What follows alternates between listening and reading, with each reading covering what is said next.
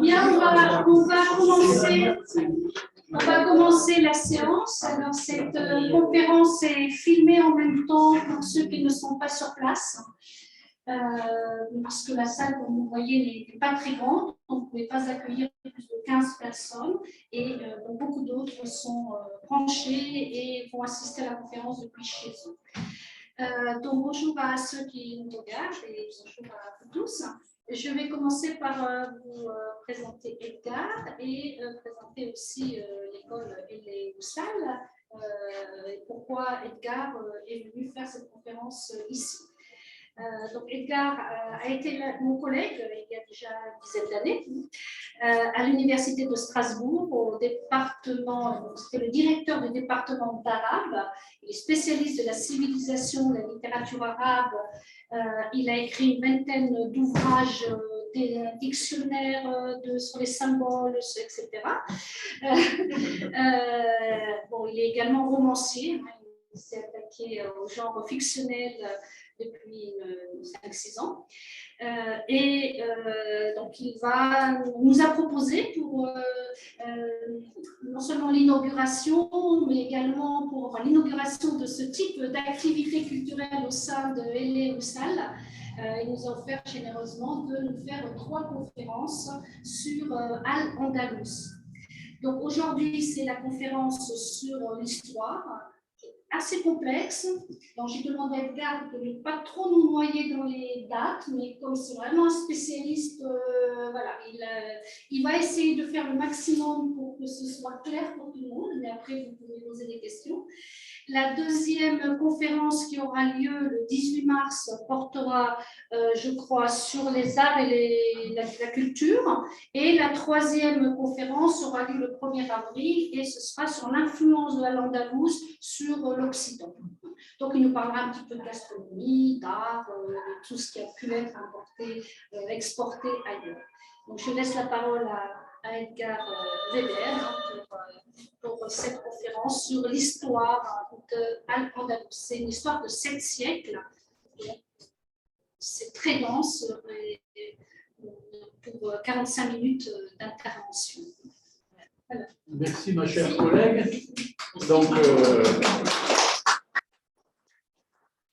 j'avais oublié de dire qu'elle était la directrice du département d'arabe, mais elle était au-dessus, à l'étage au-dessus de moi, qui était au premier étage, directeur dans le département d'espagnol, et nous nous sommes rencontrés comme cela, parce que quand même les Arabes ont été un peu en Espagne, mais les études espagnoles ont totalement oublié qu'il y a eu sans doute une présence arabe chez eux. Ils ont une mémoire courte, les Espagnols, modernes évidemment, bien entendu. Alors, ce que je vais essayer de faire aujourd'hui, ça va vous ennuyer un peu. Alors, si jamais le sommeil en prend l'un ou l'autre, ne vous en faites pas, dormez, les poings fermés, on vous réveillera justement lorsque partira. Alors, les 3 conférences vont certainement, telles que je me connais, vont certainement s'impliquer l'un dans l'autre. Et vous allez peut-être partir avec le sentiment, oh là là, c'est très compliqué. Et si vous avez ce sentiment, c'est que vous avez compris beaucoup de choses. C'est qu'effectivement, la réalité que l'on croit simple est en fait réellement très compliquée. Et surtout, donc, cette histoire de l'Espagne. Alors, je vous ai préparé une feuille où je vous donne en premier lieu les principales étapes de ce qu'on appelle la conquête arabe, si vous voulez, parce que ce n'est pas d'un coup, ça met, vous vous rendez compte, j'ai calculé, les Arabes sont venus en Espagne la première fois en 711, ils sont le dernier, enfin, ils ne sont pas tous partis, mais enfin, le dernier roi de Grenade est parti en 1492, ça fait 781 ans de présence donc arabe, musulmane en Espagne. 8 siècles, quasiment 8 siècles. Eh bien, essayons de nous mettre ça dans l'ère contemporain. À partir donc du départ des Arabes d'Espagne jusqu'au temps moderne, c'est-à-dire 2022 moins 700, moins 1492, ça fait 530 ans. Ça veut dire que l'Espagne a été sous influence voilà, arabe beaucoup plus que ce qu'elle est en réalité. Vous voyez? Donc, alors ça, c'est déjà un petit point. Alors, ensuite, il y a un autre tableau que vous apprendrez par cœur, parce que je ferai une récitation tout à l'heure, évidemment, sur la Reconquista.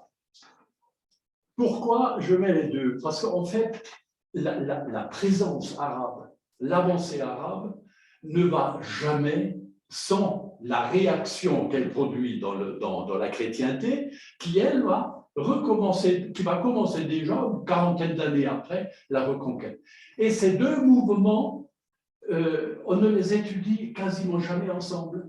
Ou bien on est fier, hein, on a battu les Arabes en Espagne et donc on vous fait un laïus sur la Reconquista.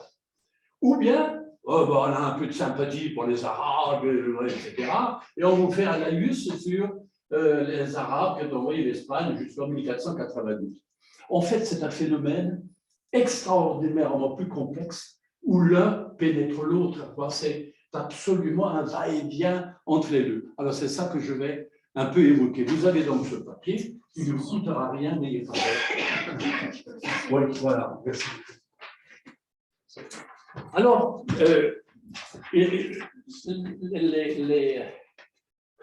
comment commencer?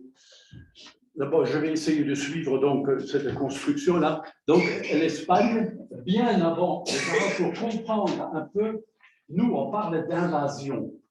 Déjà, le mot invasion est un mot tordu et qui aujourd'hui, dans la bouche de certains en France, à la veille des élections, ce mot-là résonne absolument d'une manière absolument terrible. On est envahi par les Arabes.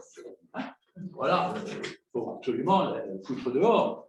Alors, c'est quoi les Arabes d'abord? Comment les foutre dehors? C'est un peu difficile. Eh bien, figurez-vous qu'il y a donc 6 siècles, eh bien, ma foi, 6 siècles, il y a plus de 1000 ans, on a connu dans l'humanité, a connu des échanges de population qu'on appelle l'invasion. Le mot n'est pas choisi, mais comment le dire? Je ne vais pas philosopher là-dessus, mais je préfère dire des échanges de population, des migrations, comme l'Occident est parti coloniser absolument l'Amérique, l'Afrique et tout ce que vous voulez. Et bien, à cette période-là, on était absolument des envahisseurs aussi. À d'autres époques, les Huns, les Visigoths, les Assyro-Babyloniens, les Romains, les Grecs, etc. C'est-à-dire que tous les peuples envahissent ce qu'ils peuvent. Ou bien lorsqu'ils sont obligés d'envahir.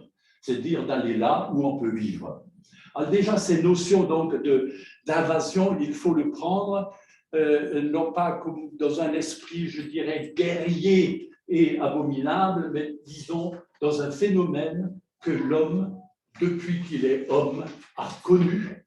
Et l'homme n'a rien fait d'autre que migrer sur la surface de la Terre depuis Cro-Magnon et bien avant, et on s'implante, ça au gré des choses, et on s'établit, et parfois d'autres viennent, hein, et qui poussent les uns, etc., etc.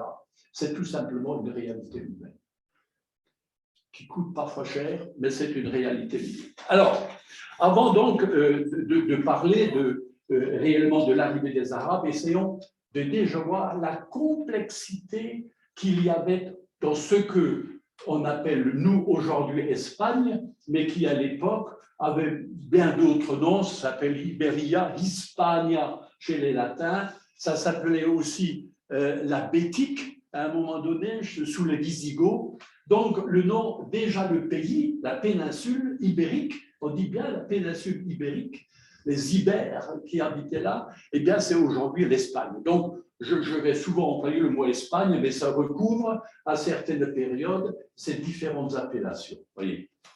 Alors, d'abord, qui habitait l'Espagne? Et ce sont les invasions, c'est d'abord une affaire entre hommes, entre humains.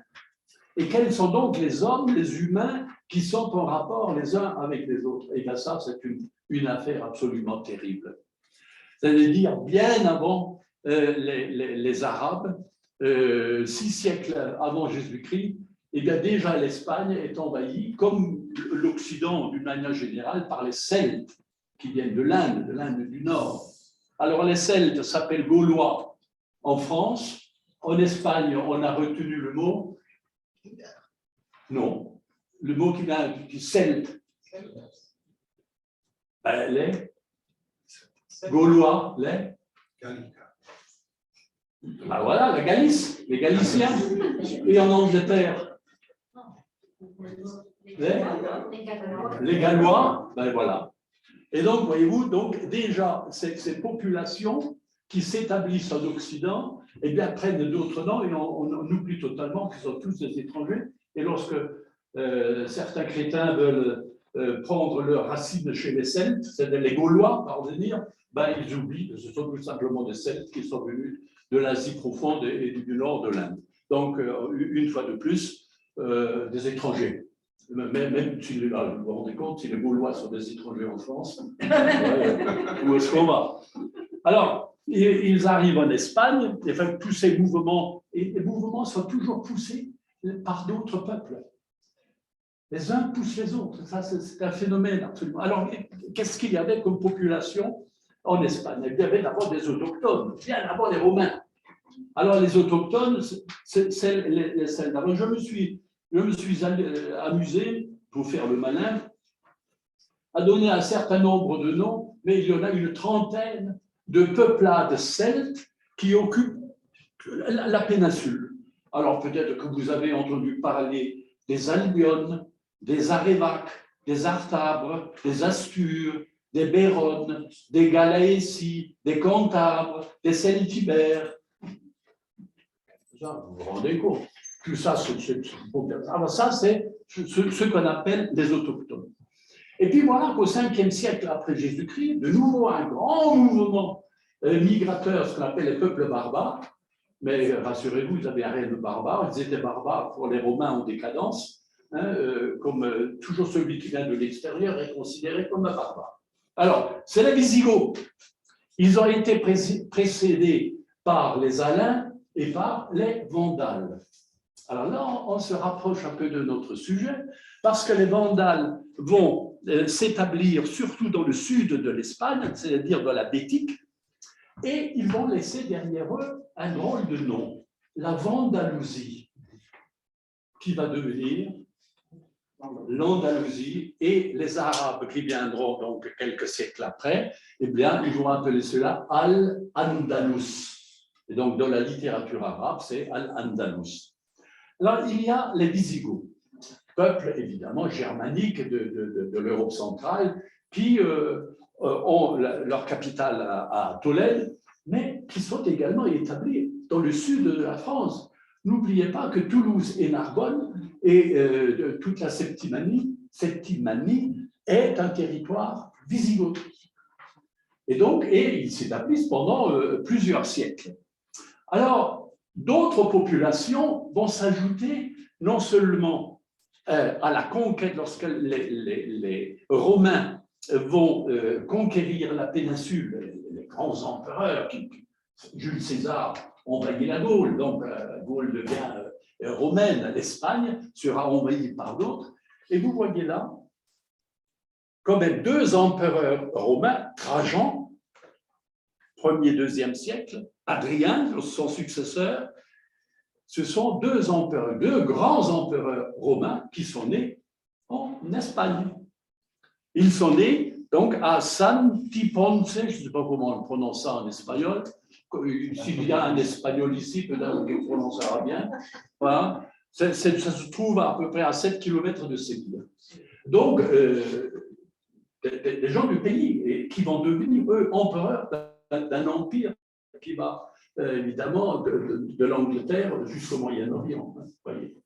Eh bien, donc, déjà, des passages de population. Alors, il y a ces Romains, mais il y a une autre population qui vient, j'allais dire, de l'époque où les Romains, celui-là, va raser le peuple juif en Palestine. N'oubliez pas, 70, première catastrophe pour Jérusalem, c'est la destruction du temple. 130, c'est Jérusalem en entier qui est rasée par les Romains. Donc, à cette période, à ce moment-là, émigrent énormément de Juifs de Palestine, s'installent en Afrique du Nord, ce qui vous permet de penser que, avant même que les Arabes viennent en Afrique du Nord, les Juifs y étaient déjà depuis 7e siècle. Alors que maintenant, parfois, lorsque je discutais avec des étudiants arabes et qui parlaient des Juifs d'Alger ou du Maroc, eh bien, lorsque je leur dis, vous savez, mais les Juifs, ils sont chez eux, en Algérie et au Maroc, beaucoup plus que vous, les Arabes. Comme ça, pas aussi. Qui est venu le premier? Eh bien, là encore, voyez-vous, dans l'éducation, on oublie des choses aussi bêtes et aussi simples que ça. On s'imagine qu'on est là depuis toujours. Et donc, ce sont les Juifs.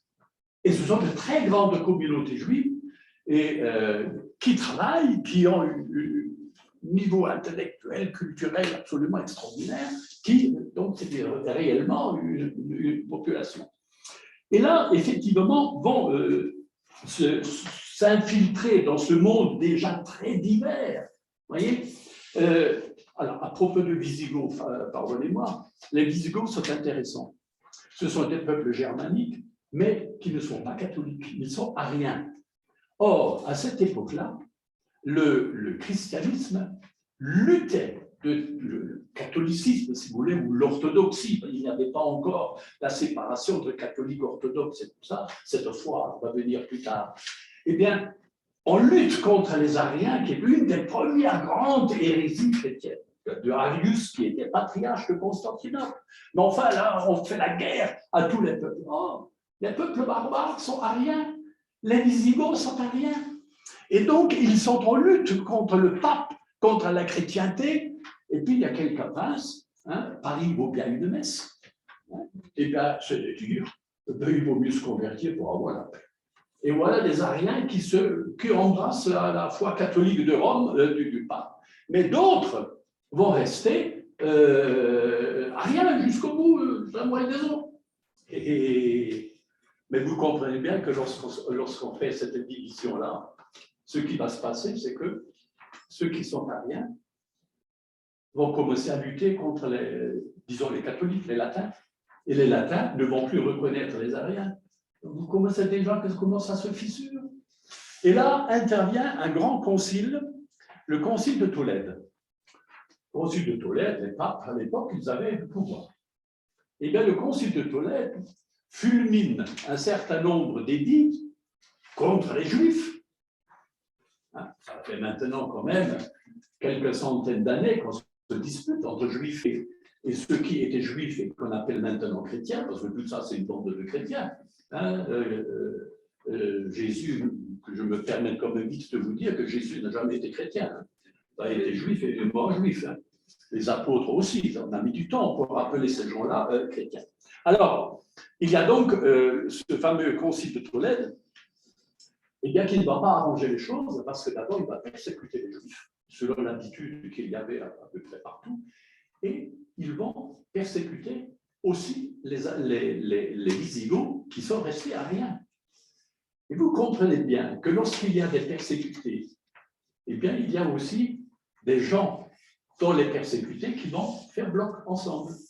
Donc, effectivement, les ariens, les Juifs, les autochtones, se voyant absolument persécutés par les papes, ben, ils vont faire une espèce de, non pas une coalition, mais une bonne entente. Et lorsque les Arabes, ou plutôt les Berbères et les Arabes, ils viennent frapper à la porte, et bien, ils se disent, c'est peut-être un grand coup à jouer. Et si on se mettait avec eux, on payera peut-être moins d'impôts, on ne payera plus les taxes, on sera peut-être plus humilié et carrément condamné.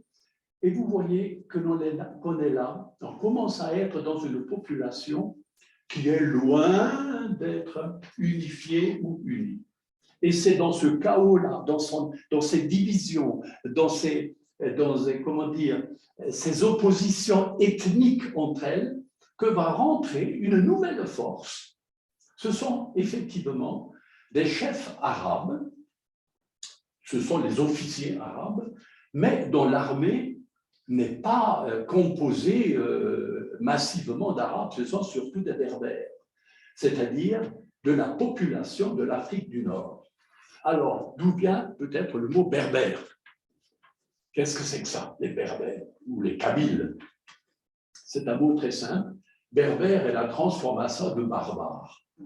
C'est-à-dire, pour un latin de l'époque, tous ceux qui ne parlaient pas latin, c'était des barbares. C'est un critère linguistique. Mais lorsque les Arabes vont donc occuper toute l'Afrique du Nord, eh bien, ils vont continuer à appeler ces gens-là, tels que les Romains les appelaient, et ils vont dire barbares. Barbares, le pluriel barabira. Enfin, peu importe. Donc, c'est la transformation de berbère. Mais comme ces soldats étaient souvent des gens du désert et qui vivaient en tribu, ben, ils disaient, oui, c'est des barbares, mais aussi, ce sont des hommes des tribus. Or, tribu en arabe, la tribu, se dit Kabila. Et ça va devenir le nom de Kabyle. Ce qui fait que cette population d'Afrique du Nord, elle est ou bien appelée Kabyle à partir d'un mot arabe, Kabila, qui signifie les tribus, ou bien à partir du mot classique romain, barbarus, qui signifie et qui donnera le berbère. Ce qui fait que Kabyle et berbère sont la même population.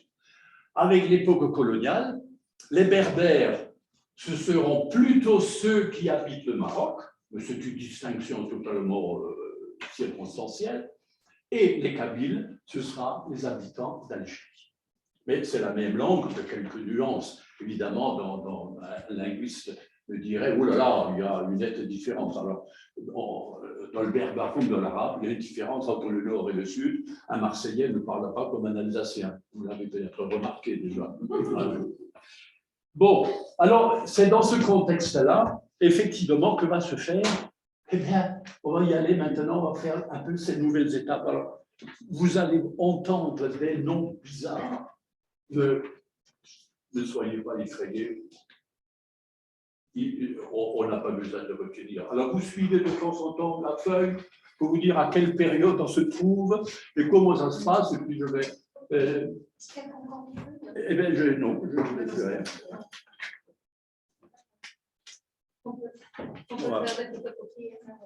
Voilà, alors on peut passer peut-être à la deuxième image. Voilà, alors, effectivement, donc, je vous ai évoqué ces grandes invasions à partir du 5e siècle, et imaginez-vous un empire romain qui, depuis 6 siècles, est le maître de tout l'Occident et de la moitié de l'empire, qui subitement,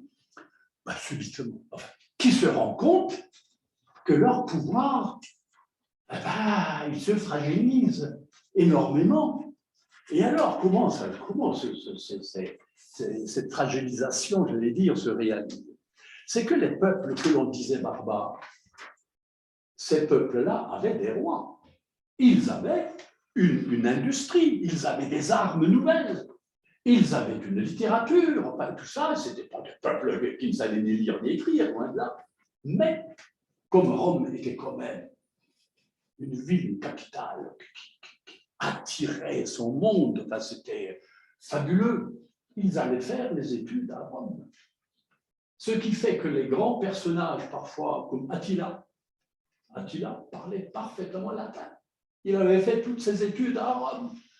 Donc, ces gens-là qui étaient, j'allais dire, cultivés, qui étaient romanisés ou latinisés, eh bien, ils repartaient chez eux et ils se disaient, mais après tout, et si on prenait le pouvoir chez nous, ce serait quand même pas mal, non?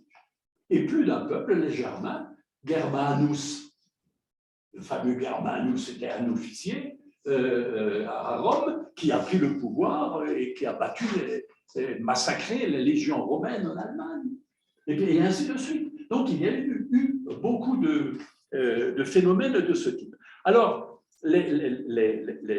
l'Empire romain, eh bien, était décadent. Comme toutes alors là aussi, c'est un concept qu'il faudrait réfléchir. Les Assyro-Babyloniens sont morts. Les Égyptiens sont morts. Les Grecs sont morts. Les Romains sont morts. Et vous croyez que nous, occidentaux, nous allons comme ça, alors que nous datons à peine depuis même pas 1000 ans? Alors que d'autres, avec des civilisations, bien que les Égyptiens, 4 millénaires de civilisation. Toute civilisation même. Et nous sommes, nous, en Occident, en train de mourir. C'est quand même une bonne nouvelle.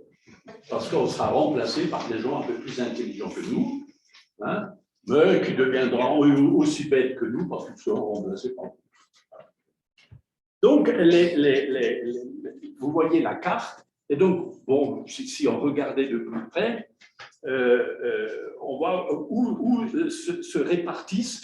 Donc, les Visigoths vont plutôt être tout à fait à l'ouest, parce que là, c'est ceux qui vont le plus loin possible, et ils ne peuvent pas aller plus loin. C'est la mer. Alors, on peut se dire pourquoi la France. En fait, en France, il y a eu énormément de peuples barbares qui se sont mélangés là. Parce que c'était une poubelle. Dans une poubelle, on ne peut pas aller plus loin. Regardez la France. Là, il y a les Pyrénées. Et tout ça, c'est la mer. Et encore la mer, là. C'est-à-dire, c'était un cul-de-sac. Tous les peuples barbares qui venaient, ils se heurtaient là. Et certains farfelus, comme les Vandales et les Visigoths, ils ont dépassé les Pyrénées et ils se sont établis là. Mais sinon, la France est le peuple d'Europe, le pays d'Europe, où il y a le plus de bâtards. Nous ne sommes que les fils de bâtards. Mais de populations extraordinaires qui se sont mélangées au fil du temps. Et donc, alors, voilà principalement les Goths. Les Ostrogoths, ce sont ceux d'ici, là. Les Visigoths, les Francs qui vont donner naissance, qui vont donner le nom de France. C'est un peuple qui n'est pas du tout latin.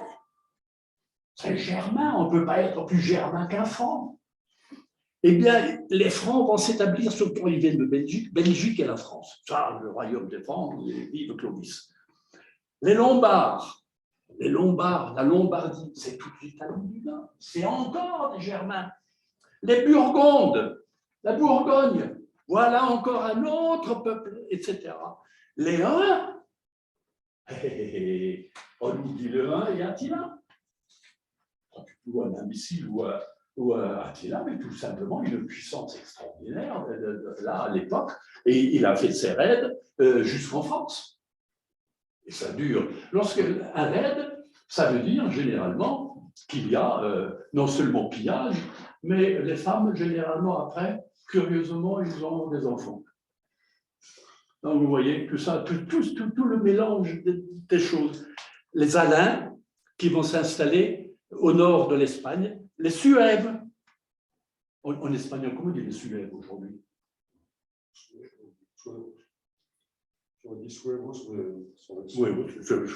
Évidemment, les Vandales. Donc, les Vandales qui traversent donc l'Espagne, ils sont chassés par les Visigoths, ils vont traverser l'Afrique du Nord et ils vont se tailler, regarder en vert tout le royaume vandal, la Corse, la Sardaigne, l'Afrique du Nord, mais eux, ils vont avoir affaire au fameux général de Justinien, Bélisaire.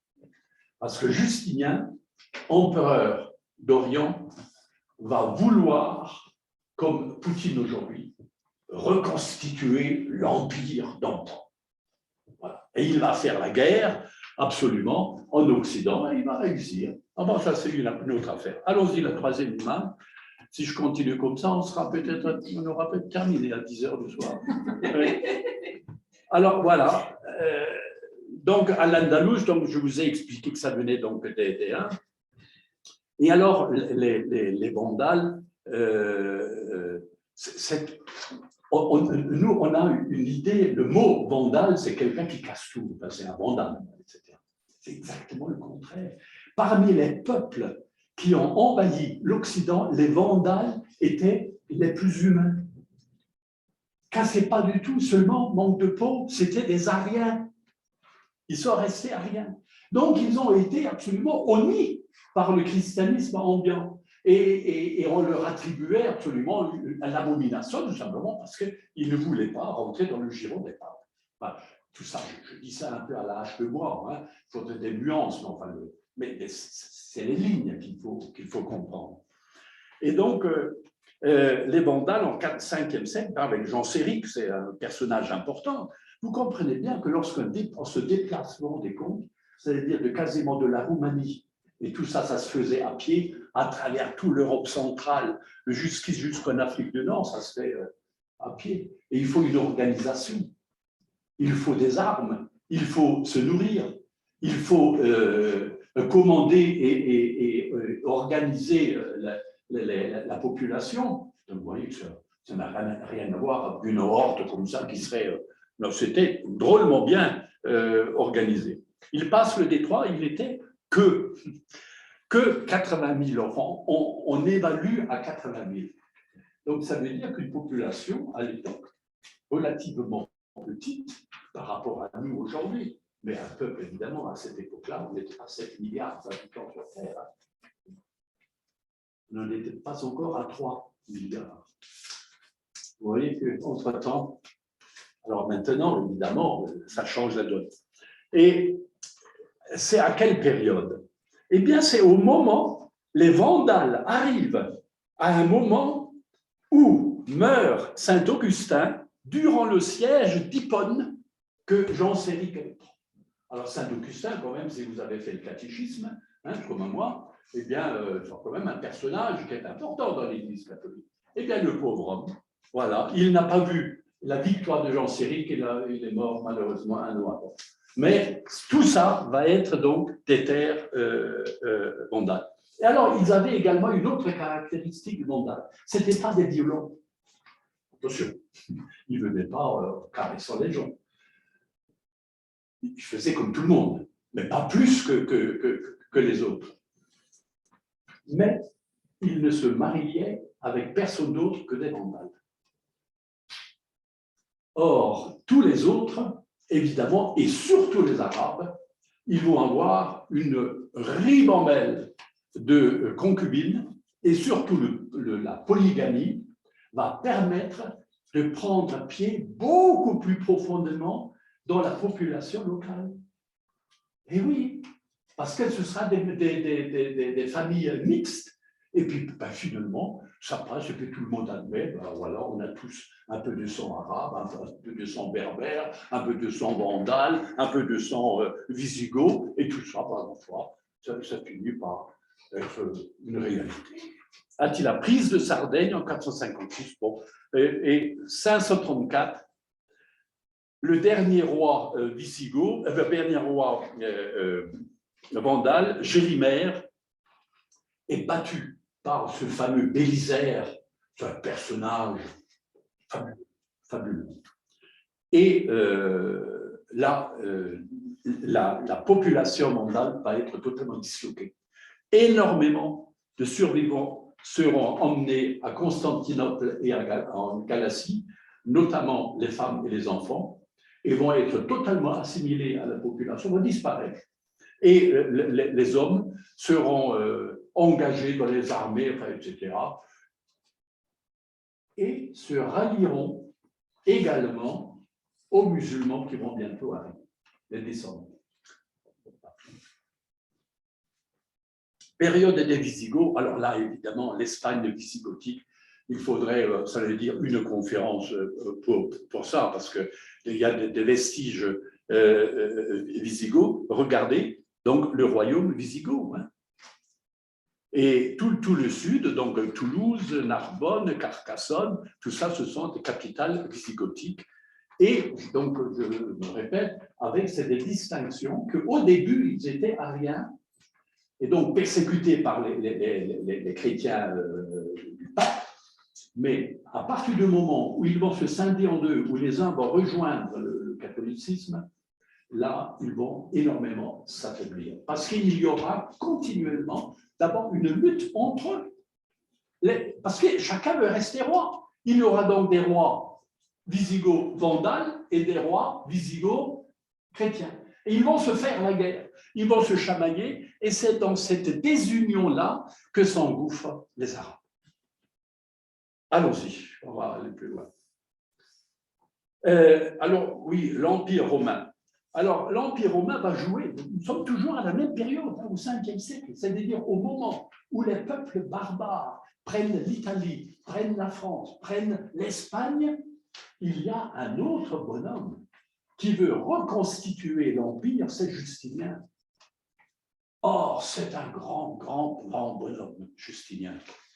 Eh bien, il va effectivement, parce que jusqu'à cette époque, il y a les deux empires, l'Empire romain d'Occident et l'Empire romain d'Orient. Et il n'y a plus de lien entre les deux. Chacun, il y a deux empereurs de chaque côté, mais ça, voilà, ça ne marche plus ensemble. Eh bien, l'Empire romain d'Occident va être totalement phagocyté par les peuples barbares, mais pas les Romains d'Orient. Alors, un petit détail, les Romains d'Orient, généralement, on parle de byzantins. Or, c'est un mot qui a été inventé au 19e siècle, mais il faut supprimer ce mot byzantin. Ce sont des Romains. Les empereurs de cette époque parlent latin. Justinien parlait latin, il avait horreur du grec, il parlait très mal, c'était un baratinage. Et puis le grec n'avait pas encore cette aura qu'il aura plus tard lorsque on arrivera à la rénovation du grec antique. Voilà. Donc c'était voilà. Et bien, Rome, je vais dire, les Romains d'Orient vont à un moment donné, donc vous voyez, coloniser l'Afrique du Nord en battant les Vandales, s'installe dans la Bétique en battant les Visigoths, s'installe à Rome, Ravenne, en battant les Ostrogoths. Voilà. Et puis évidemment, dans les Balkans aussi, mais ça, il faudrait parler encore. Bon. Donc vous voyez, donc, il y a une reconquête romaine. Et ben voilà. Et alors là, ça se passe effectivement à la même, juste un peu avant, où la population arabe, dont on ne savait rien, quasiment rien, des hommes du désert qui tout à coup sortent comme ça du désert d'Arabie et qui, en espace de quelques années, vont abattre les deux empires qui se font la guerre depuis des siècles, l'Empire romain, oui, l'Empire voilà, byzantin, si vous voulez, et l'Empire des Perses. Or, les Perses et les Romains se sont épuisés, se sont appauvris à faire des guerres totalement inutiles, jamais de paix, c'est-à-dire, voilà, jusqu'au moment où une autre force va sortir du désert et va les bousculer en quelques années. Mahomet meurt en 632. Un siècle plus tard. Vous vous rendez compte, c'est rien du tout dans l'histoire. 732 Poitiers. Voilà. 732, ils sont à Poitiers. Est-ce que vous vous rendez compte? Et en 711, lorsque ils envahissent, lorsque je dis arabes, mais il faudrait toujours dire arabe berbère, arabo-berbère. Lorsque, en 711, ils envahissent, j'allais dire, l'extrême Occident, ils sont en même temps vainqueurs de toute l'Asie centrale. Un empire fabuleux. Et quelle est la dynastie qui arrive à occuper cette terre? Ce sont les Omeyyades. Alors ça, c'est peut-être un nom à retenir. Omeyyade vient de Umayya, Muawiyya, qui a été le 5e calife de l'islam. Il y a eu Mahomet, ensuite il y a eu Abu Bakr, il y a eu Omar, il y a eu Ali, Ousmane et il y a eu Ali. Les 4 précédents, c'était encore des Arabes dans le désert et la conquête n'avait pas encore réellement, mais avec les Omeyyades, avec un gouverneur de Damas, Muawiyya, c'est lui qui va, alors là, mettre à genoux et l'Orient et l'Occident, et c'est lui qui va lancer donc cette fameuse conquête de l'Andalousie, de ce qu'ils allaient. Alors, comment ces chefs arabes fonctionnent? Il y avait à Damas ce qu'on appelle un calife. Le mot calife, en arabe, c'est khalifa. Khalifa signifie khalafa en arabe, ça signifie succéder à celui qui vient après. Un calife, c'est simplement le successeur de Mahomet. Lui, c'est le chef suprême. Et il envoie dans les provinces qui sont soumises un administrateur, un préfet, un émir. Souvent, ils vont s'appeler à ce moment-là émir. Ces émirs, il y en avait un à Kérouan, qui, lui, était le chef de toute l'Afrique du Nord. Il y en avait un autre au Caire, à Fustat, le Caire. Alors ça, c'était un autre émir qui était responsable de cela. Il y avait évidemment ensuite les émirs du Khourasan, de Samarcande, etc. Et ces émirs, ben, eux, ils avaient des sous-chefs, ils avaient des généraux, ils avaient comment dire, de petits gouverneurs. Et donc, ça va être du temps du calife de Damas, vers 711, le gouverneur de Kérouan qui va envoyer un de ses lieutenants à traverser le détroit de Gibraltar. Alors, d'où vient Gibraltar? Vous le savez, le fameux Jabal Tariq, parce que ce bonhomme-là s'appelait Tariq, et c'était un berbère, il n'était pas arabe, c'était un berbère, qui s'était engagé, évidemment, dans l'armée de ce Moussa ibn Sayr. Et il a traversé, évidemment, la partie la moins longue chose, c'est entre le rocher ou la montagne, c'est Jabal, on dit Jabal. Eh bien, c'était le Jabal, la montagne de Tariq, et c'est devenu Gibraltar. Et c'est donc là où il va traverser le détroit pour faire un raid. Mais tout ça, c'était préparé. Ici, il y avait aussi des Visigoths et des Juifs qui s'étaient réfugiés ici parce qu'ils étaient persécutés en Espagne. Et donc, qui est-ce qui a fourni la première flotte à Tariq? C'était eux. C'est eux qui lui ont permis d'aller en Espagne avec l'aide, évidemment, de ces complices-là. Des complices. Tout simplement, ils travaillaient pour leur propre intérêt. Voilà. Et ce Tariq, donc, chef berbère, va effectivement s'affronter le premier chef visigoth, Roderick. Le mot Roderick n'a rien d'espagnol. Hein. Ça sonne plutôt germanique qu'espagnol aujourd'hui. Eh bien, il le bat. Et il le bat eh bien, par trahison, parce qu'effectivement, les autres Visigoths lui donnent un coup de main contre lui. Et c'est comme ça que, une fois de plus, dans la division, évidemment, d'un peuple, le Tariq va effectivement prendre les villes les unes après les autres. Mais alors, on peut passer peut-être à l'autre carte. Voilà. Et bien donc ça, c'est l'expansion maximale des Omeyyades. Vous vous rendez compte ce que les Omeyyades occupaient comme territoire. Il n'y a que Tamerlan plus tard qui aura mais en l'étendant plutôt vers la Chine. Alors, vous voyez, le calife de Damas s'appelle, si vous voulez retenir son nom, ça fait toujours bien malin, Abul Abbas al-Saffah. Bon, pas tout, hein. Et donc, on va aller plus loin. Et donc, nous sommes maintenant réellement à la veille du commencement de l'imposition, disons, de ces arabo-berbères en Espagne. Donc, vous voyez déjà, je vais essayer de vous tracer le contexte, hein, qui est compliqué, qui est... Ouh là là. Et donc, voilà, donc ça, vous avez sur le papier. Alors là, vous voyez quand même, moi aussi, ça, il faut peut-être dire un mot, mais ce sera développé plus tard. On s'imagine que ces invasions se font toujours avec des guerres, avec des choses.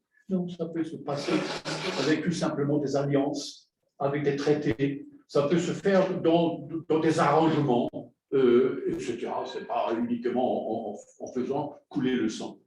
Et les uns, ben, ma foi, ils accueillent les autres plutôt avec charité, et puis on s'amuse ensemble. Ben voilà, hein, un oud, un luthiste, la guitare espagnole déjà de l'Antiquité, avec un blanc, et voilà donc un musicien noir qui apprend à jouer du oud ou du machin à un blanc. Et il y a tout plein de ces petites choses que l'on trouve dans les miniatures qui montrent que finalement cette population très rapidement a vécu ensemble, voilà, sans aucun problème. Mon boulanger qui s'appelle Mohamed, eh ben, il ne produisait pas, je n'ai strictement rien contre lui. Et le médecin qui ausculte mon cœur est en train de chavirer, il s'appelle Ali, eh ben, c'est le meilleur des hommes, hein, etc. Mais il y a toujours des crétins qui s'imaginent qu'il y a des gens qu'il faut éliminer, il faut chasser. Ensuite, ne croyez pas que je fais des allusions. Hein.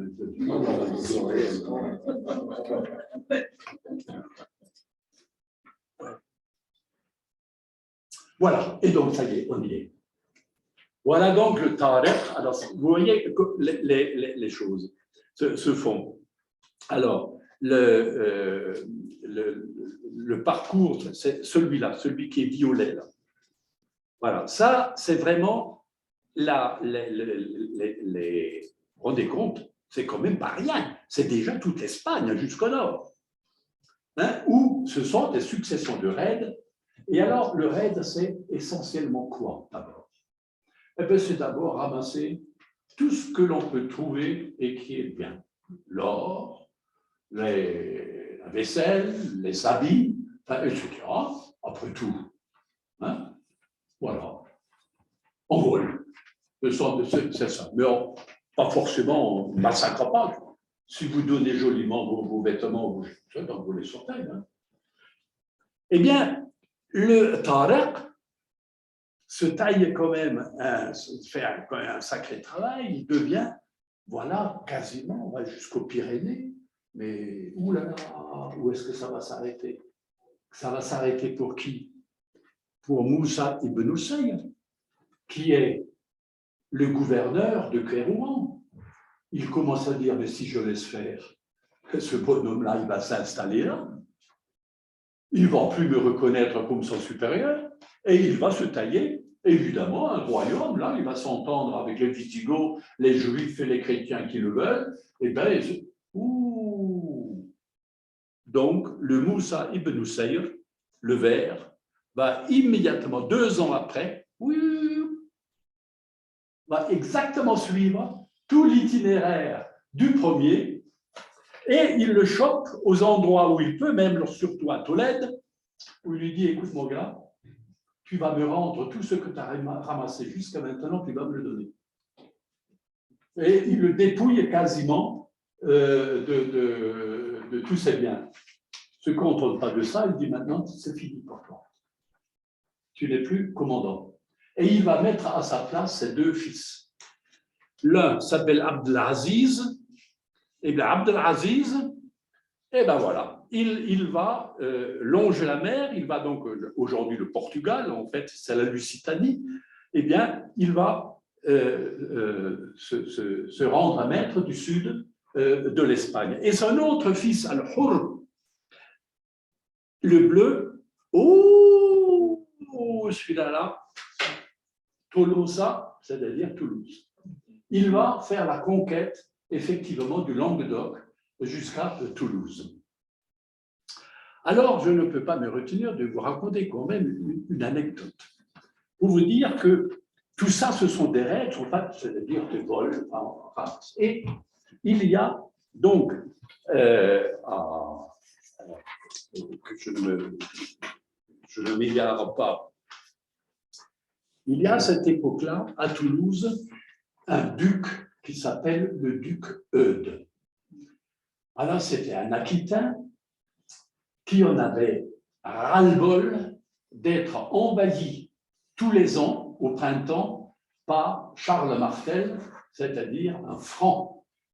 Et les Francs, évidemment, poussaient de la Belgique vers le sud et ils venaient régulièrement donc, mettre le siège devant Toulouse. Il a quand même réussi à tenir le coup, plus ou moins, ce duc Eudes, mais Charles Martel, pour lui, c'était vraiment l'homme abominable. Charles Martel se retirait de nouveau en Allemagne, enfin, en Allemagne aujourd'hui, et attendait les meilleurs jours pour recommencer. Et voilà qu'effectivement, un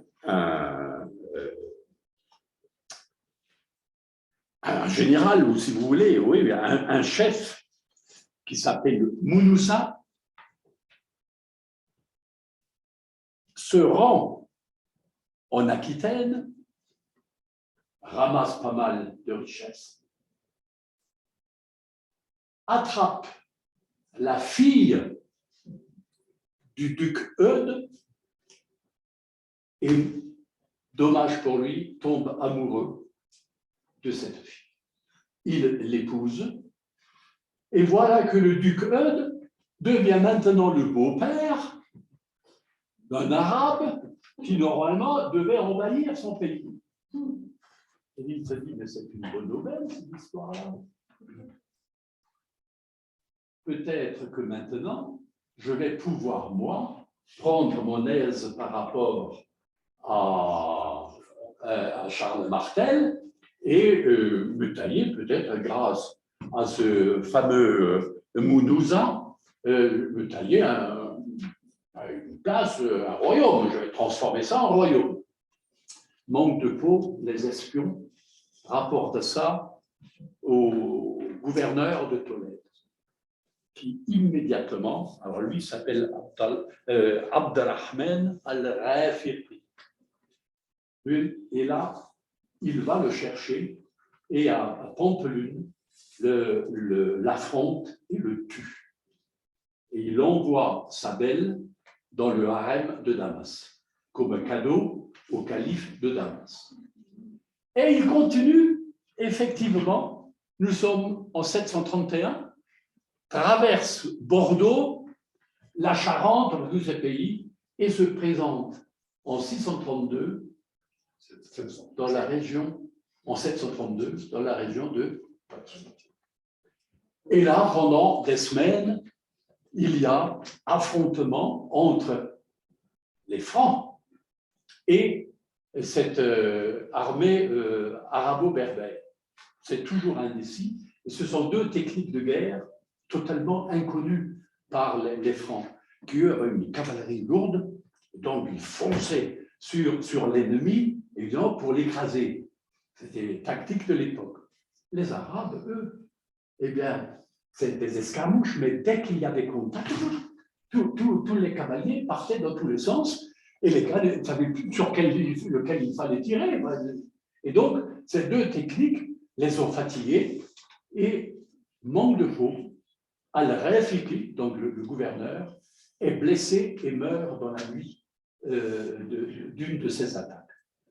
Et lorsque, évidemment, les soldats se rendent compte que le rémir est mort, ils laissent tout en place et fuient le plus vite possible à Tolède, où il fallait, évidemment, élire un nouvel émir, un nouveau gouverneur, si vous voulez. Pourquoi? Et bien parce que, tout simplement, c'était des mercenaires.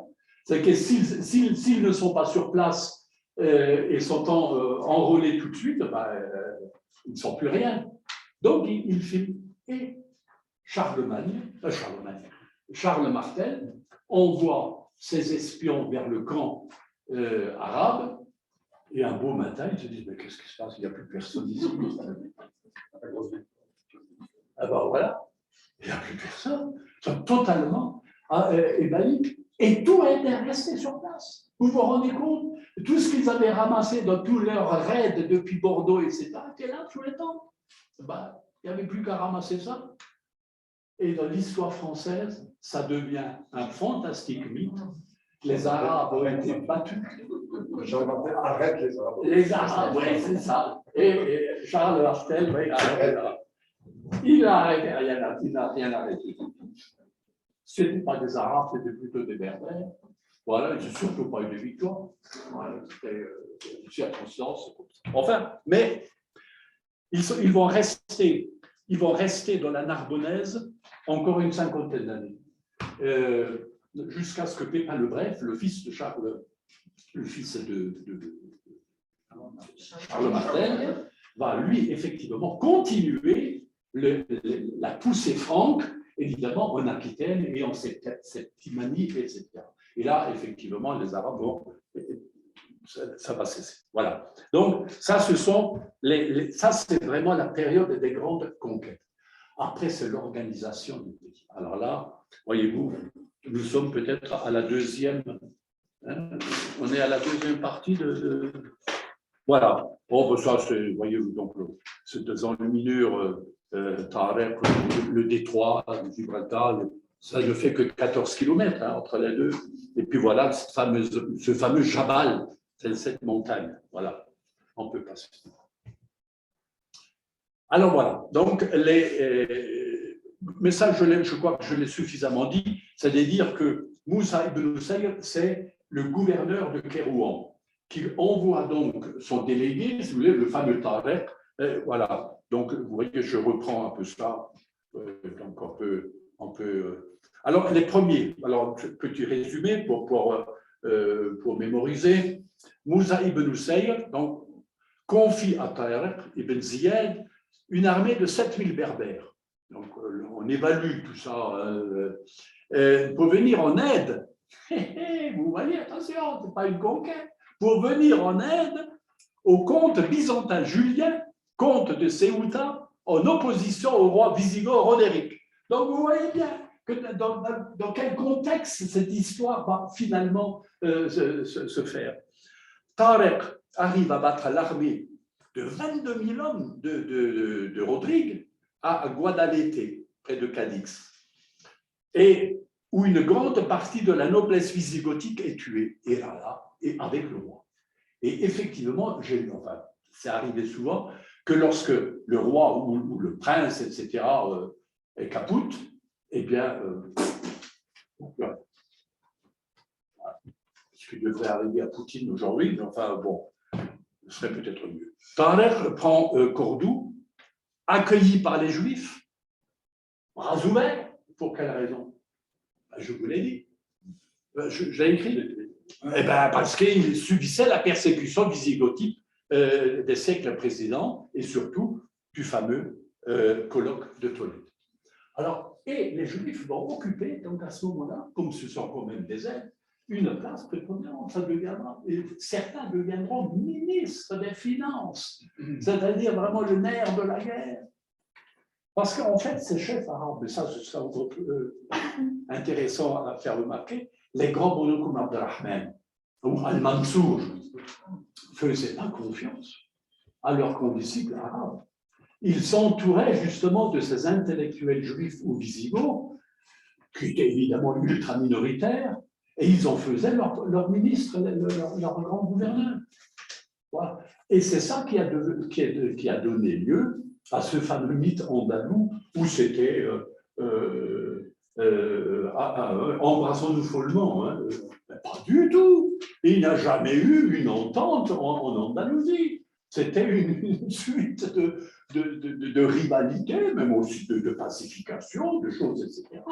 Mais ce n'était pas du tout un exemple où les trois religions ont été reconnues. Pas du tout. Ils se faisaient la guerre, ils se haïssaient comme aujourd'hui, on se haït entre musulmans, chrétiens, juifs et compagnie. Évidemment qu'il y avait de temps en temps quand même un philosophe comme Averroès, etc., qui avait l'esprit un peu plus ouvert que les autres. Mais arrêtons. Mais le peuple, tous ces gens-là, vous voyez, c'est absolument la situation que nous connaissons aujourd'hui. Est-ce que vous vous rendez compte de la haine que l'on diffuse aujourd'hui à la télévision contre les Arabes? La haine. On en est là. Tout simplement parce que tu t'appelles Mohamed ou Ali, tu es détestable. On en arrive jusqu'à là. Et le peuple tout simple, qui est piégé par cette truc-là. Donc, vous voyez, en réfléchissant sur cette histoire d'Andalous, ça nous donne peut-être, ça nous éclaire peut-être aussi sur notre présent. Je ne sais pas. Inquiet du succès, Tarek Moussa dans débarque. C'est un vieillard, vous vous rendez compte, 71 ans. Il débarque, il dit, ben non, moi aussi je veux ma part. Voilà. Et il vient, lui, avec 18 000 berbères, et il s'empare de Séville, qui va devenir effectivement la capitale, et il met à la place de Tarek son fils Abdelaziz, et puis un autre, le Hur. Voilà. Donc, bon, là, on va aller vite. Vous voyez donc un peu l'occupation, comment les fils de Moussa vont effectivement, j'allais dire, prendre, phagocyter toutes les grandes cités les unes après les autres. Hein. Mais toutes ces cités sont tenues par des princes visigoths. C'est toujours encore un petit roitelet, etc. Hein, voilà. Mais donc, bon, oui. Abdelrahman. C'est bon? Oui, celui-là. Alors là, on arrive à 755. Là, il y a un tournant extraordinaire. Et c'est là où vraiment l'Espagne va devenir arabe. Enfin, l'Espagne. Voilà. Ce fameux Abdelrahman est un omeyyade. Or, les Arabes, vous voyez que l'empire est immense. Dans le Khourasan, c'est-à-dire dans l'Ouzbékistan aujourd'hui, il y avait une opposition qui s'est montée contre un autre oncle du temps de Mahomet. Et je dis, ces gars-là, ces Omeyyades, qui sont originaires de Moawiya, eh bien, on ne veut pas. Parce que là aussi, l'histoire des Arabes, c'est une continuelle lutte entre, j'allais dire, les tribus, entre les chefs, etc. Et voilà donc que l'opposition de Abbas, tout le mot abbasside, un certain Abbas, qui est un oncle de Mahomet, un descendant de ce Abbas, ils vont fomenter un trouble avec évidemment les Khourassaniens, c'est-à-dire les gens de l'Ouest, et lutte contre les Omeyyades. C'est parfois des batailles terribles qui ont lieu. Et un jour, les Abbassides convient les Omeyyades naïfs à la grande pacification. Ils les invitent à Damas. Non, ce n'est pas à Damas. Le nom reviendra. Et les autres y vont. Et ils se font tous massacrer. Sauf un. Ce fameux Abdelrahman, qui a eu une chance inouïe d'échapper au massacre. Vous vous rendez compte? C'est décapiter absolument tous les princes, tous les bonhommes qui occupent la plus grande place. Il n'y a pas un qui reste vivant, sauf ce jeune Abdelrahman qui fuit avec évidemment des partisans syriens, puisque c'est en Syrie que ça se passe. Il fonce le plus vite possible en Égypte, reste quelques années là-bas, et il savait que Andalous était une terre omeyyade, puisqu'ils étaient là. Et bien c'est lui qui va donc, en 755, débarquer également en Andalousie. Et c'est lui qui va structurer maintenant, enfin d'abord se battre contre d'autres princes arabes, mais je passe là-dessus. Donc vous voyez les étapes, 750, 800, 875. Voilà. Et il va se déclarer émir de Cordoue. Ce sera un émir qui reconnaît l'autorité encore de Bagdad. À ce moment-là, la capitale n'est plus Damas, mais c'est Bagdad. Le calife qui est le pape, si vous voulez, qui est le plus grand. Il reconnaît, bon, jusqu'au jour où il dit maintenant, cette plaisanterie, c'est terminé. Je vais être moi le calife. Et l'émir qu'il était lorsqu'il a envahi l'Espagne, il va se déclarer calife. C'est-à-dire, il ne veut plus rien savoir de l'Orient, c'est-à-dire des autres Arabes. Et c'est à ce moment-là que l'Espagne va effectivement se structurer en vase clos, pas si clos que ça, parce que les savants, les intellectuels circulent, mais politiquement, ils n'ont plus rien à voir avec les autres. Voilà, donc la fin est effectivement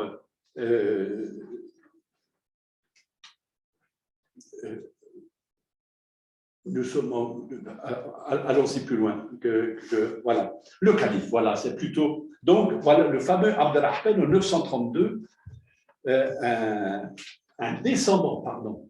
Tout à l'heure, je vous ai parlé d'un Abd al-Rahman qui était le survivant du massacre fait par les Abbassides. Eh bien, son petit-fils ou un descendant de ce premier Abd al-Rahman, c'est lui qui va se nommé calife. L'autre est resté émir, il est mort en tant qu'émir, mais disons, sa descendance va se couper absolument de ça.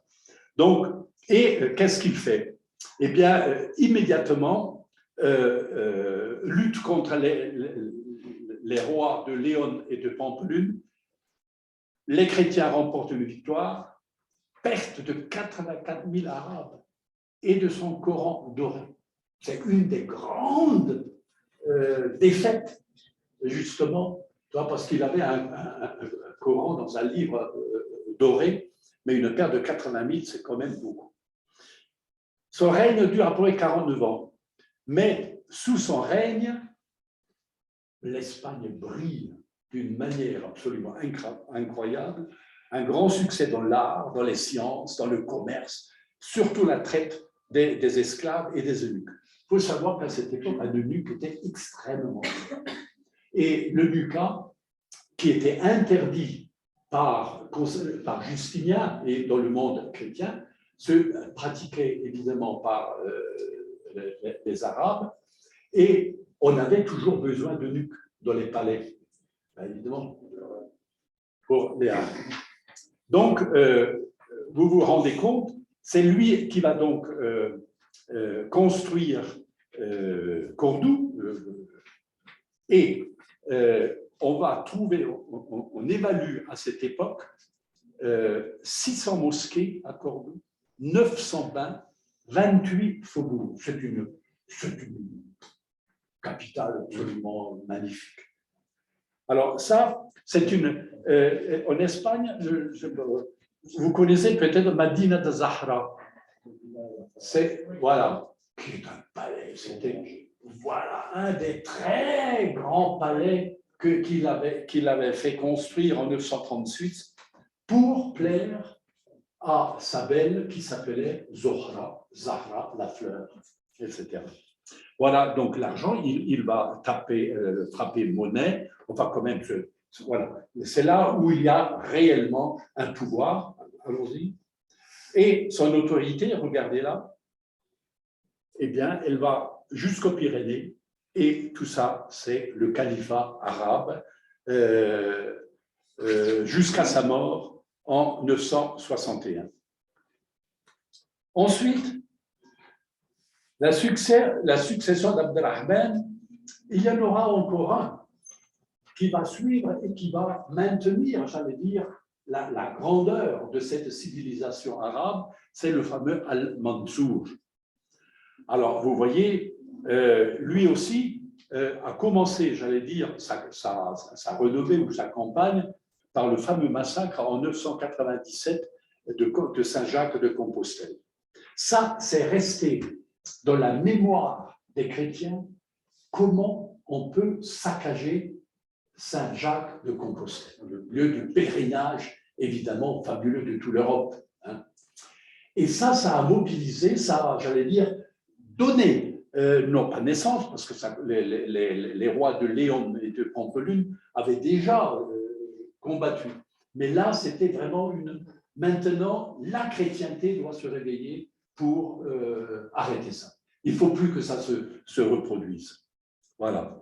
Alors, les successeurs de ce fameux Al-Mansour, eh bien, ça va décaler. De toute façon, hein, lorsqu'on a un grand chef, généralement, ceux qui succèdent, c'est de l'ombre du premier, et on va aller vers une espèce de dislocation allons-y.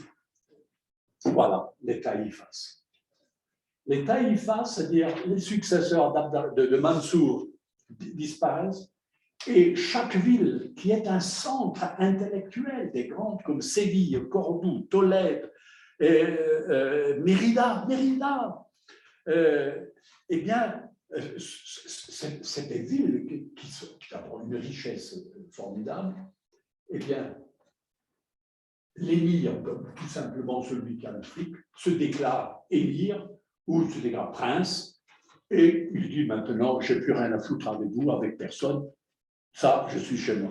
Taïfas, c'est donc un morcellement extraordinaire de l'Espagne, mais curieusement, politiquement, c'est le foutoir, mais culturellement, ce sont ces fameuses villes comme Séville, etc., qui vont développer des arts, la médecine, les mathématiques, l'astrologie d'une manière absolument incroyable. La philosophie. Là, évidemment, la division n'apporte rien. Et à un moment donné, eh bien, il y a un taïfa, c'est-à-dire un prince comme ça, indépendant, qui fait appel à des berbères du Maroc, ce sera les Almoravides. D'où vient le mot Almoravide? Ça vient d'un mot arabe, Al-Murabitoun, le ribat, et tout simplement la caserne où la place forte dans laquelle, c'est un peu comme les Templiers, ce sont des moines militaires, là ce sont des pieux, mais décidés à mener le djihad, décidés à mener la guerre. Et alors le mot Rabat, c'est pourquoi la ville de Rabat, c'est tout simplement Ribat. C'était là où se trouvait cette construction du Ribat. Et donc, ces militaires-là sont animés d'une foi importante, eh bien, ils vont envahir. Alors, ça, c'est la première période, on l'a vu, la période de Taïwas qui s'écroule. Et, oui, voilà, et ce sont les Almoravides qui vont effectivement regarder ce que c'est quand même la civilisation almoravide. Là, vous l'avez, ça vient du sud de la Mauritanie, tout le Maroc, la moitié de l'Algérie, et ils vont conquérir également l'Andalousie. En tous les cas, quasiment la moitié de l'Espagne. Tout ça, ça appartient au chef Tachfin, évidemment, et c'est à cette période-là que, évidemment, nous connaissons, nous, dans notre littérature, le Cid. En 1090, les Almoravides sont maîtres de Valence, mais Valence est défendue par le fameux Cid. Et donc, le Cid, ensuite, va se louer, c'est-à-dire il va être le concurrent, même se mettre au service des princes musulmans. Celui qui paye le plus, il va être son homme. Voilà. Alors, vous voyez, donc, il y a eu une période d'installation des Almoravides. Les Almoravides, ils étaient encore supportables. C'était déjà des gens quand même déjà plus structurés, parce que vous comprenez bien que les Arabes, au contact des Juifs, des Visigoths, etc., la vie est sympathique, etc. Le vin, l'Espagne produit du très bon vin, il ne faut pas oublier déjà à cette époque-là. Donc, on vivait bien. On aime la poésie, on aime jouer à la guitare, etc. Ils sont ramollis, quoi. Ouais. C'était des ramollis. Et donc, les Almoravides, ma foi, ils disent, mais c'était pas si mal que ça, finalement. Eh ben voilà, ils sont ramollis. Et donc, ils vont être, eux aussi, détrônés par des plus fanatiques encore, c'est-à-dire djihadistes d'aujourd'hui. Alors, eux, c'était les fils de Ben Laden avant l'heure. C'est-à-dire vraiment des intégristes qui vont surgir. Ce sont les Almoravides. Bon, on les a vus maintenant. Oui, vous voyez, donc le territoire des Almoravides, c'est quand même encore une bonne partie de l'Espagne. Je n'ai pas le temps voilà. Et lorsque les Almoravides se ramollissent, eh bien, il y a quand même un peu le foutoir. Donc ça, c'est la deuxième période des taïfas. C'est-à-dire l'Espagne va de nouveau se diviser en de multiples petits, vous voyez, de petits royaumes, de petites choses comme ça. Et évidemment, une fois de plus, alors là, n'importe qui viendrait, qui a un peu une force nouvelle, il ramasse la mise. C'est ce qui va se passer avec les Almohades. Voilà, ils vont prendre. Alors, d'où vient le mot Almohade? C'est Al-Muwahhidoun. Al-Muwahhid, Muwahhidoun, celui qui prône le Wahad, le Ehad, c'est-à-dire l'unité. Dieu est un. Wahid, un. Et donc, ce sont des fanatiques de l'unicité islamique, exactement comme l'autre fou de Bagdad, là,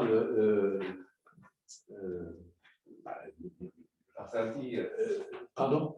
C'est pas Al-Baghdadi. Oui, Al-Baghdadi, voilà. Lui aussi, c'est-à-dire revenir à un islam extrêmement puritain, extrêmement dur, voilà, le Coran et rien d'autre, etc. Et les Mouwahidoun, c'est exactement ça. C'est des fanatiques. Ils vont tuer des intellectuels, ils vont brûler les bouquins des philosophes sur place, etc. Donc, c'est des gens terribles. Alors, évidemment, ils vont mettre de l'ordre dans tout ce relâchement-là. Et vous pouvez être le plus sévère des hommes, ben, vous croulerez quand même sous votre sévérité. C'est ce qui va arriver aux tyrans d'aujourd'hui. Être trop sévère, ça ne marchera jamais. Et c'est ce qui va se passer. Effectivement, les Almohades, voilà d'où ils partent, du Tinmal dans le Haut-Atlas, donc réformateur moral sévère, c'est Ibn Tumir qui est le fondateur de cette idéologie-là, et il envoie donc à la conquête son lieutenant, comment il s'appelle encore ça va revenir. Bon, ça viendra peut-être tout à l'heure. Alors, regardez cette mosquée, elle est quand même... il y a un style almohade joli. C'est pas rien. Nous sommes au XIIe siècle. Les Almohades aussi se ramollissent. Et là commence une troisième période qui va durer 40 ans. Là, les petits princes, regardez ici, là, les petits princes arabo-berbères, eh bien, n'ont plus l'éclat des princes, j'allais dire, almoravides.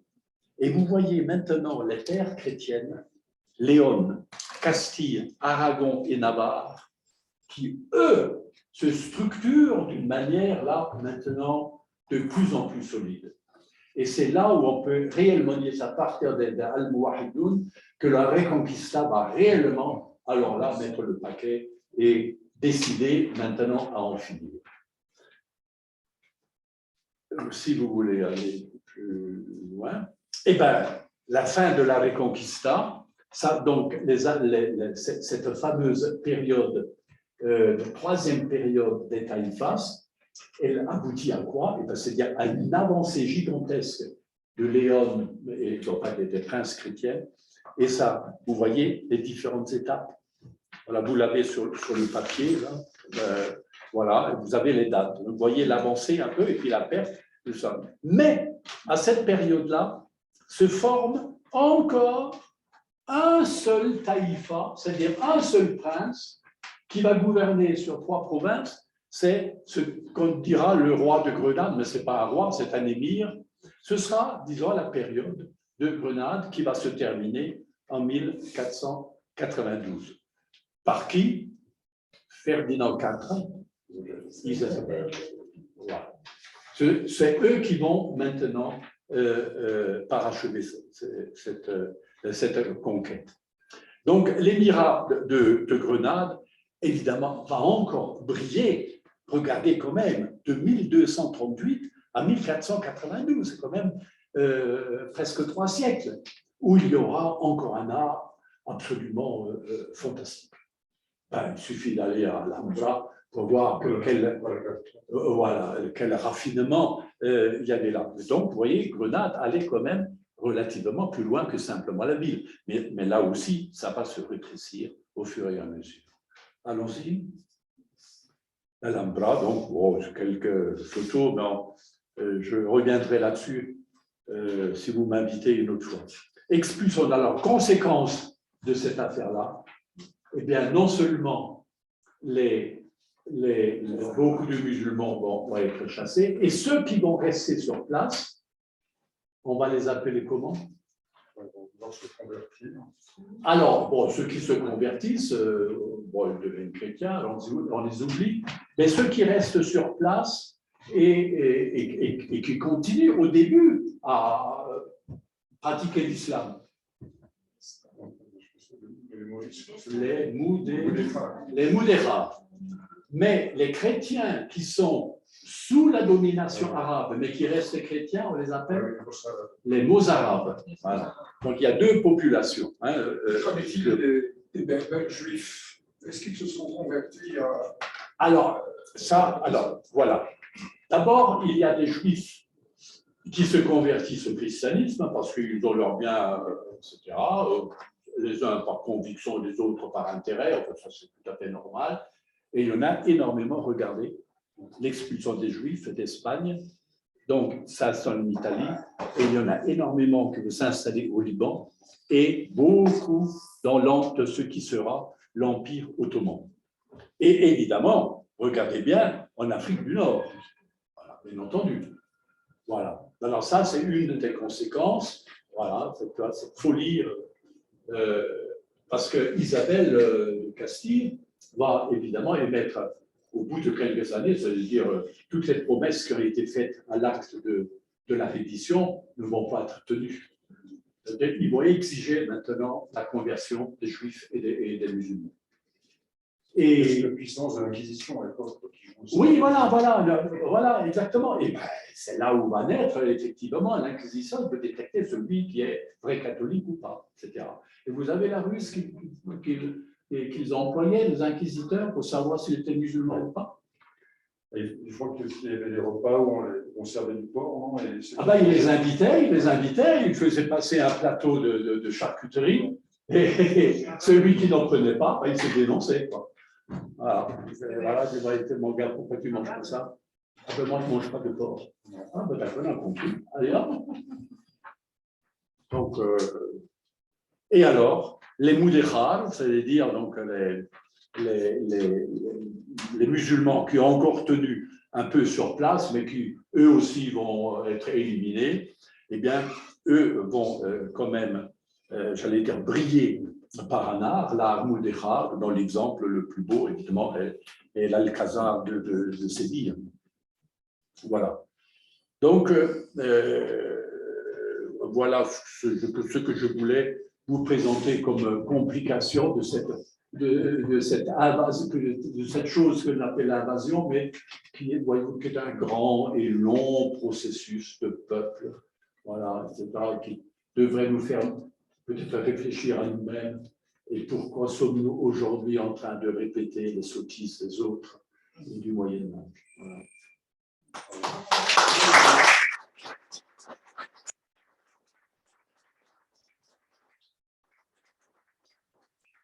Là, j'ai rapporté 3 livres, je fais de la publicité honteuse.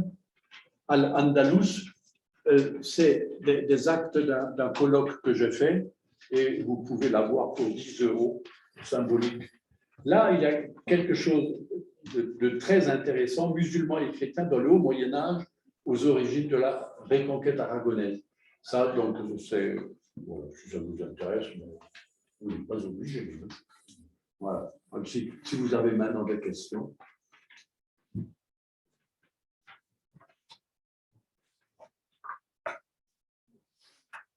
Pas de questions?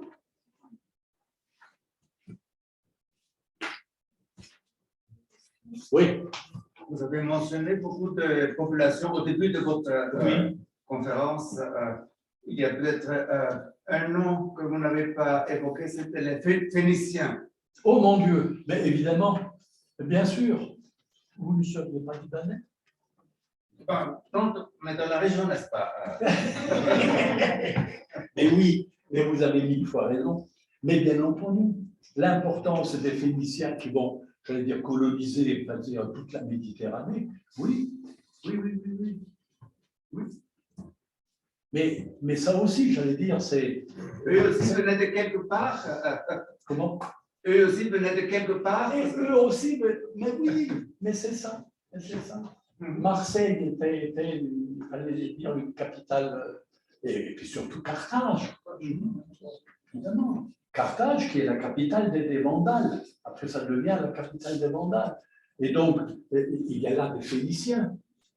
Et donc, c'est tout ce mélange. Oui, oui, oui, oui. Mais enfin, j'ai commencé par les Celtes, ensuite j'ai vite sauté sur les Romains, mais effectivement, les Phéniciens, c'est combien de temps avant Jésus-Christ? Ça fait plusieurs siècles avant Jésus-Christ. Hein, donc, Et il y a pas mal de restes qu'on peut visiter à Paris. On voit les salés de poisson. Ça, c'est plutôt visigothique. Non, mais il y en a des Phéniciens.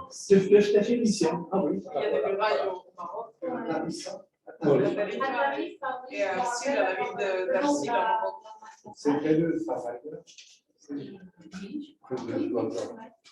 C'est le point le plus au sud de l'Espagne. Et là, oui. Comment on appelle ça? Produit qu'on faisait en faisant pourrir du poisson. Pourrir du poisson, oui, oui, c'était c'était infect. C'était les Romains qui raffolaient de ça. Ça puait d'une manière, c'est le mot horrible. Comment? C'est une sauce, quoi. C'est comme du sauce épaisse. Hein? Du tabasco un peu. Non, je trouverai le mot parce que Nous perdons 25 000 euros par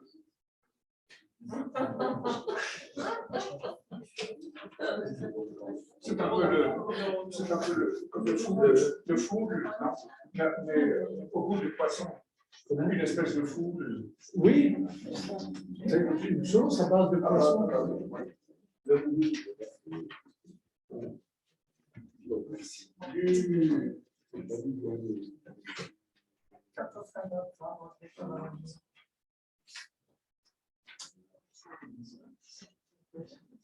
Je vous ai assommé peut-être. Non, au contraire, vous avez tellement bien tout expliqué qu'on n'a plus de questions. Tout est dit. Il faut qu'on. Non, mais ce qui est intéressant, on voit bien quand vous parlez de l'histoire, vous la taquinez un peu, ce qui est bien, et on se rend compte, on a parlé par exemple de la façon dont l'histoire de France a été un peu détournée. Enfin, nous, petits écoliers avec Charles Martel, il y avait des photos, enfin, des dessins, je me souviens quand j'étais gamin, moi, voilà, Charles Martel, et puis de la même façon, on apprenait que l'autre qui jouait du corps, là, il se battait contre des milliers de sarrasins, alors qu'en fait, c'était des Basques, etc. Donc, il y avait aussi des distorsions, parce que les pays ont besoin, et l'Espagne l'a beaucoup fait avec Rodrigo Viva, avec le CID, ils ont besoin de créer un roman national, enfin, en employant un peu l'anachronisme, de créer un roman national, il faut des figures, il faut des héros, on va se fabriquer. Charlemagne en l'occurrence, Roncevaux, etc. Tout le monde connaît ça, quoi. Et en Espagne, c'est effectivement le CID. Et j'ai fait un petit travail à une époque sur l'utilisation du CID dans les manuels scolaires de l'époque franquiste. C'est incroyable enfin, un petit travail très personnel avec les étudiants, mais on voyait bien comment dans les bandes dessinées qui étaient données aux élèves espagnols, le CID était transformé en une sorte de patriote avec des mots totalement anachroniques, évidemment, parce qu'à l'époque, il n'y avait pas de... Oui, et puis toujours, vous avez remarqué ça, et toujours d'une Espagne unie. Bien sûr, oui. Où il n'y avait aucune aspérité. Le grand patriote, on ne parle pas du tout du côté mercenaire du CID qui est avéré, parce que les historiens l'ont remarqué. Et ça, en Espagne, ça n'a jamais existé. Et on parle d'ailleurs de la leyenda rosa, la légende rose, qui est activée notamment par le franquisme, évidemment. Parce que les conquistes, c'est ce qui fait aussi. Donc, comment on manipule, quoi, toujours. C'est pour ça que vous avez parlé de l'actualité. Effectivement, on entend quelques candidats qui manipulent l'histoire et c'est insupportable. Et heureusement qu'il y a des historiens, peut-être pas encore suffisamment, mais qui se présentent pour démonter ces mécanismes parce que c'est quand même insupportable. Oui, oui, oui. Ça ne suffit pas toujours, visiblement. Enfin, Bah oui, il faut faire ce travail. Donc, merci. Bon, on fait ce travail aussi de démontage. Merci beaucoup.